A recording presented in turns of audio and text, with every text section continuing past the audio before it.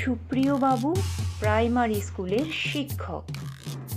বাড়ি থেকে বিদ্যালয়ের দূরত্ব 5 কিলোমিটার। একদম নির্জন রাস্তার উপর দিয়ে যেতে হয় তার স্কুলে। বাড়ি থেকে স্কুলে যাওয়ার রাস্তায় কোনো রকম যানবাহন ছিল না। সুপ্রিয় বাবু ভালো মানুষ। প্রায় প্রতিদিন ওনাকে কেউ না কেউ বাইক অথবা সাইকেলে লিফট দিয়ে দিতেন।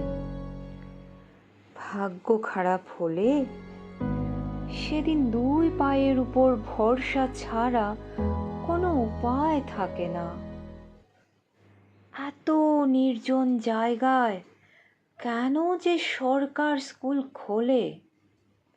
রোজ সকালে স্কুলে বের হওয়ার আগে সুপ্রিয় বাবু এটাই মনে করেন।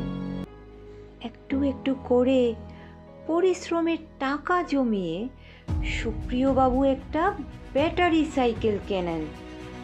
সাইকেল কেনার পরেই তিনি শপথ নিলেন প্রতিদিন কাউকে না কাউকে লিফট দেবেন, কাউকে মানা করবেন না। কারণ তিনি জানতেন যখন কেউ লিফট দিতে মানা করে তখন ভীষণ লজ্জায় পড়ে যেতে হয়। সুপ্রিয় বাবু যখনই স্কুলে যেতেন কাউকে না কাউকে পিছনে বসিয়ে নিতেন। ফেরার সময়ও যে কোনো মানুষকে লিফট দিতেন। একদিন স্কুল থেকে ফেরার পথে একজন অচেনা ব্যক্তি হাত দেখান। সুপ্রিয় বাবু সাইকেল থামিয়ে তাকে পিছনে বসিয়ে নেন। কিছু দূর যাওয়ার পর অজ্ঞাত পরিচয় মানুষটি সুপ্রিয় বাবুর পিঠে ছুরি ঠেকিয়ে বলে, কাছে যত টাকা আছে আর এই সাইকেল আমাকে দিয়ে দাও, না হলে তোমাকে মেরে ফেলবো। সুপ্রিয় বাবু ভীষণ ভয় পেয়ে গেলেন। টাকা পয়সা তেমন ছিল না, কিন্তু অনেক কষ্ট করে সাইকেলটা কিনেছিল। শেষে ওটা দিয়ে দিতে হলো। যাই হোক, নিরুপায় সুপ্রিয় বাবু অজ্ঞাত পরিচয় মানুষটিকে সাইকেল দিয়ে বললেন, সাইকেল নিয়ে যান, কিন্তু আমার একটা অনুরোধ রইল। চোর বলে, বলুন। সুপ্রিয় বাবু বললেন, তুমি কোনোদিন কাউকে বলবে না এই সাইকেল কোথা থেকে এবং কিভাবে তুমি পেয়েছো। আমিও থানায় রিপোর্ট করব না। চোর আশ্চর্য হয়ে বলল, কিন্তু কেন? সুপ্রিয় বাবু বললেন, দেখো এই রাস্তা নির্জন, এমনিতেই সবাই ভয়ে ভয়ে চলাফেরা করে। তারপর সবাই যদি জানতে পারে এই রাস্তায় সাইকেল ছিনতাই হয়েছে, তাহলে কেউ আর কাউকে লিফট দেবে না। চোরের মায়া হলো। ভাবলো সুপ্রিয় বাবু সৎ এবং সজ্জন মানুষ, কিন্তু পেট তো আর শুনবে না। সাইকেলে করে চোর চম্পট দিল। পরের দিন সকালে সুপ্রিয় বাবু দরজা খুলে দেখেন দরজার সামনে তার সাইকেল রয়েছে। সুপ্রিয় বাবু খুশি হয়ে গেলেন। কিছুটা আশ্চর্য হয়ে সাইকেলের কাছে গিয়ে দেখেন সাইকেলের ক্যারিয়ারে একটা কাগজ রয়েছে। কাগজে লেখা, মাস্টার মশাই, এটা ভাববেন না যে আপনার জ্ঞান গর্ভ কথা শুনে আমার মন বিগলিত হয়ে পড়েছে। আপনার সাইকেল নিয়ে প্রথমেই চোরাই মাল খরিদকারীর কাছে গেলাম। উনি দেখেই বললেন, আরে এটা তো মাস্টার মশাইয়ের সাইকেল না?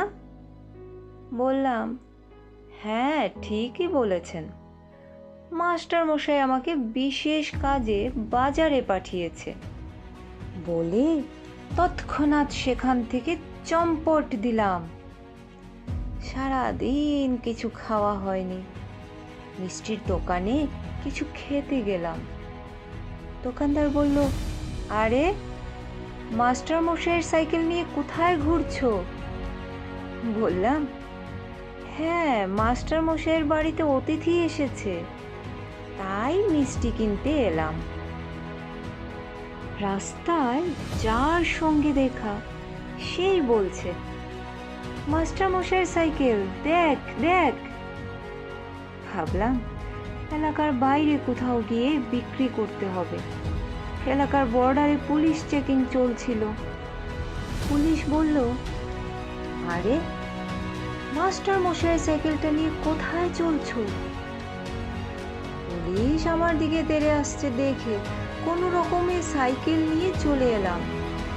পুলিশের হাতে ধরা পড়লে আমার 12টা বাজিয়ে দিত।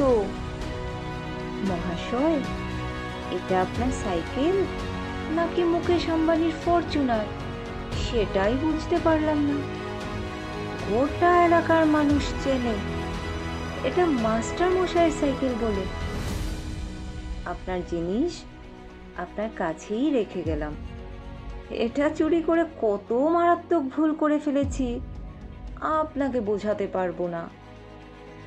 এই ভুলের খেসারত বাবদ আপনার সাইকেলে একটা ব্যাটারি টর্চ লাগিয়ে দিলাম। আপনার রাত হলে আসতে আর অসুবিধা হবে না। চিঠিটা পড়ে সুপ্রিয়বাবু হেসে উঠলেন, বললেন, ভালো কাজ করলে অবশ্যই ভালো প্রতিদান পাওয়া যাবে। সাময়িক কালের জন্য খারাপ কাটলেও সেই খারাপ দীর্ঘস্থায়ী কখনোই হবে না। অপর কেউ খারাপ করেছে বলে আপনিও করবেন, তাহলে আপনার আর ওনার মধ্যে তফাৎ কি রইবে বলুন? সৃষ্টিকর্তার শ্রেষ্ঠ জীব হলো মানুষ, তাই প্রতিটা মানুষের সামাজিক দায়বদ্ধতা রাখা উচিত, তাহলেই সমাজ ভালো থাকবে, আমাদের এই ধরনী ভালো থাকবে।